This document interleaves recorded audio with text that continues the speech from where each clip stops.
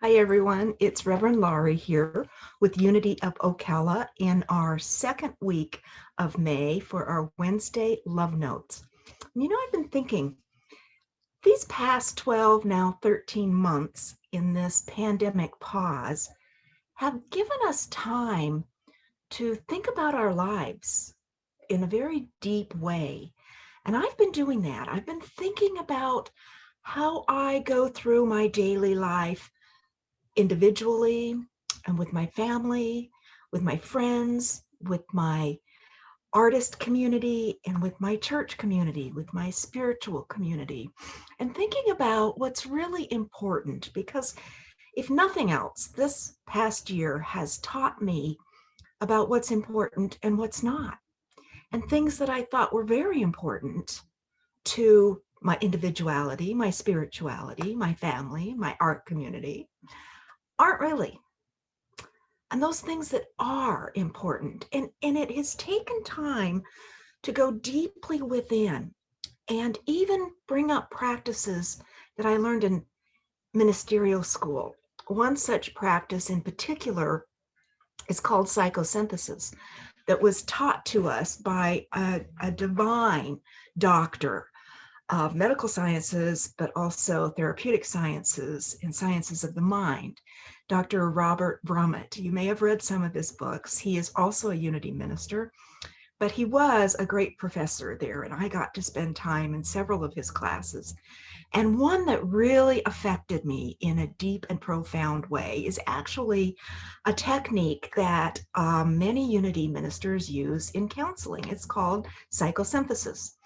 And this is a therapeutic technique that was discovered and taught by Robert Assaglio, an Italian physician, psychoanalyst that actually studied under Freud, was one of Freud's students. But unlike Dr. Freud, he was more into matters of the spiritual essence of the being, not the super ego and super id, but the spiritual essence. And he realized, and now all these decades later, sciences have built on his practices of this type of therapy, this psychosynthesis. He developed this practice and this discovery that we all have this spiritual inner personality that, for whatever experiences in our youth, develop parts of this personality for protection. And often those parts of our personality do not mature like the rest of us, physically, mentally, emotionally. These parts of our personality kind of stay young. And while they served a wonderful purpose early on, particularly those who may have been abandoned, abused, traumatized in whatever way, and believe me, every one of us that have survived childhood and teens and 30s, 40s, 50s, 60s, 70s have experienced trauma, and especially as young children from birth to 20. These traumatic experiences cause a part of our personality to shut down at that age. This is very useful information to understand when you're dealing as a manager or a minister or a leader or a teacher of people, because then you can start to understand that their behavior under pressure tends to revert back to that period in their life where they experience the trauma. So you may see some of your board presidents reduced to a 16-year-old throwing a temper tantrum, or a 2-year-old experiencing the terrible twos, or something that triggers this personality to come out and protect. So we did exercise after exercise in his classes about going back into our younger self and listening to that part of our personality that is taking the forefront. And I've had many experiences, and I will discuss those later at another time, where my 9-year-old came out on the day of my father's funeral, not his death, but his funeral. She had a lot to say to me. I had forgotten that day, that entire year. I've experienced some conversations with my 4 and 5-year-old, who is perhaps the wisest of all of us, my 16-year-old, my 20-year-old. It's a beautiful process of meditating and journaling and having this inner dialogue and finding out what it is in us at that level that wasn't resolved. So this is the practice I use personally when I want to realize, where do we go from here? Where do I go from here? What is not important any longer? And I found that some of those things very important to me as a 5-year-old are still important. I've just neglected them, thinking that more mature things are important. She reminded me of the importance of the favorite stories we had, and the dreams we had, and the visions we had, and the places we liked to be, and where we were most at home. Because as we grow, or at least me, I've put those comforts of my truth, myself, aside for the comforts of others and the journey at large. So I'm looking deeply at, what is mine to do? Where is my passion, my heart, my soul? What is it God is opening for me to explore? And my passion has always been equality and activeness, creating a planet where everyone has access to a vital life, regardless of their experiences or where they were born or what color their skin is or what religion they practice. That's why I was so drawn to unity. It was so inclusive of the entire human race, and it surges in me and brings out that fullness of the 5-year-old that was friends with everybody, and that activist teenager that insisted equal rights for natives and for children and for women. And so it is this passion that I look to how then does that serve the greater good of my individualism and my family, my friends, my art community, my spiritual community. And I am blessed with a spiritual community in Ocala that is on that same wave, creating a world that works for all.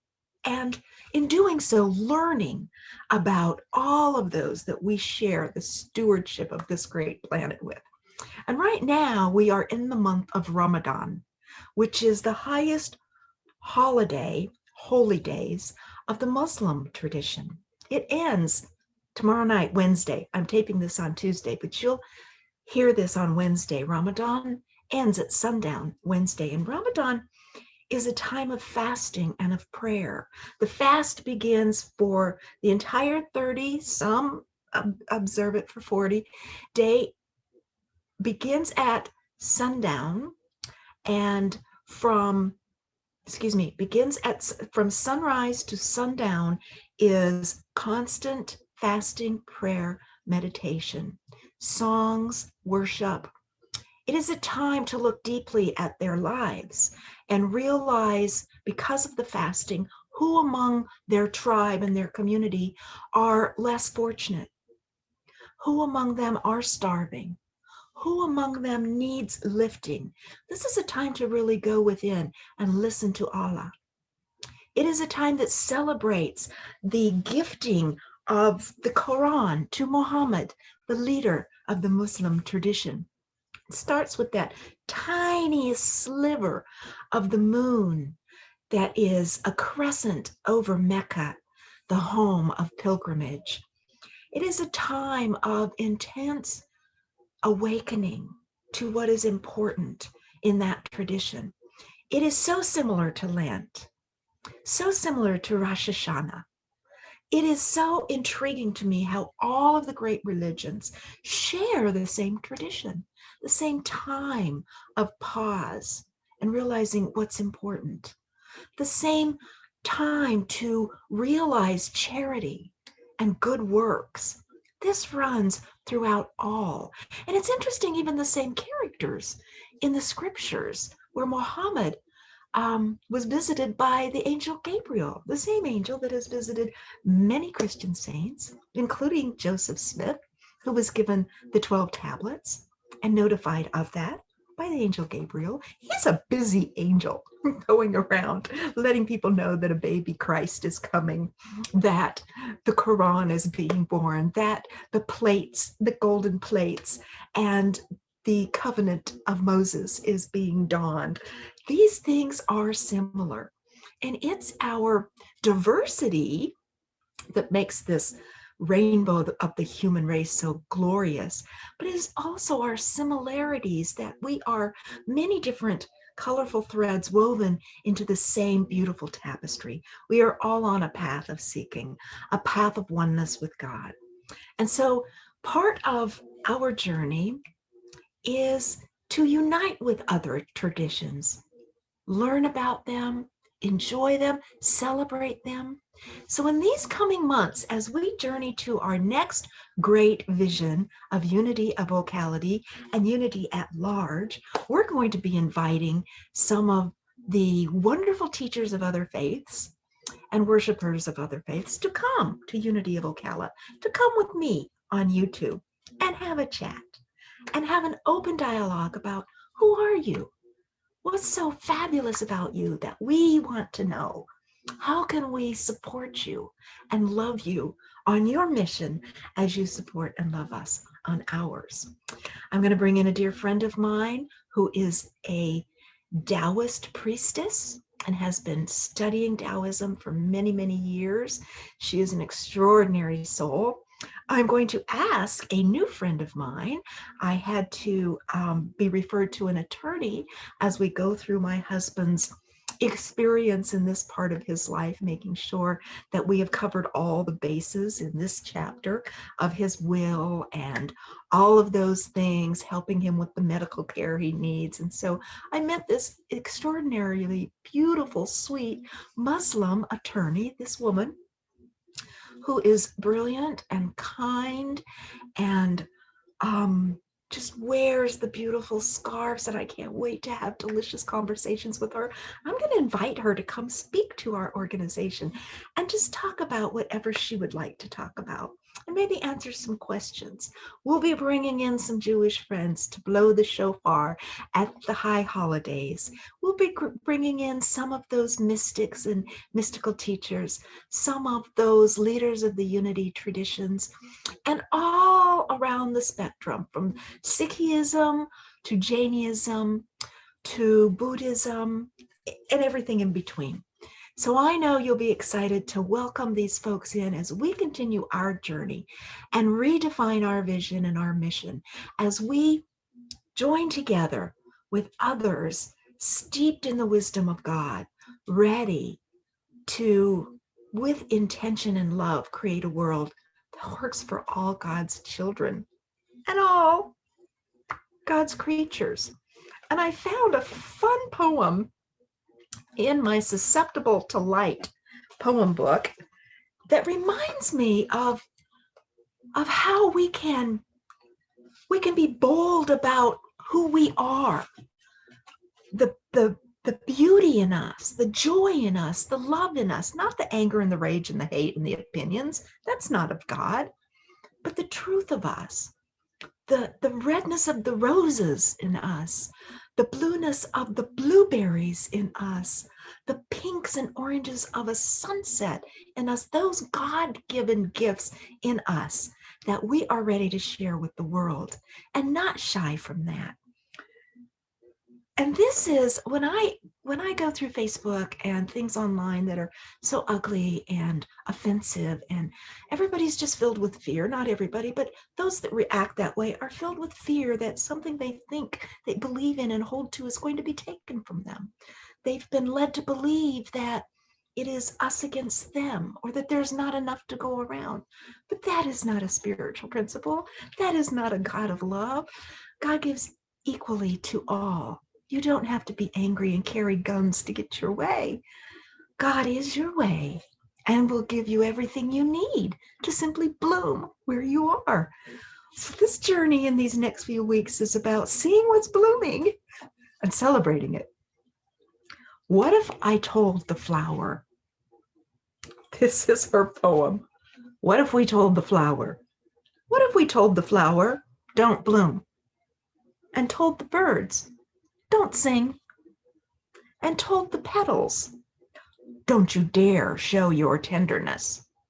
And told the bee, kissing the sweetest part of the rose's heart, it's uncomfortable, to see your love given so freely, and told the stars, don't you dare shine. It'll make someone scared. And told the quivering bunny, holding itself beneath shivering winds, toughen up. And told the morning sun, shining over slowly waking hills, enlivening everything, stop showing off. And told the music within the wind, keep your voice down. These are the messages that have been given to our souls. And quite frankly, these ideas really suck. That's how she ends the poem. And I agree. It's time to shine. It's time to let others shine. It's time to shine together and celebrate God's love of all of us. I'm excited. Are you? Have a fabulous second week of May. Light a candle this evening and bring to mind those who need your help, who need a bag of groceries, who need a warm coat, a soft bed, a sweet song, a hug. God loves you. I love you. Join us on Sunday as we continue this great journey in unity together. Bye-bye.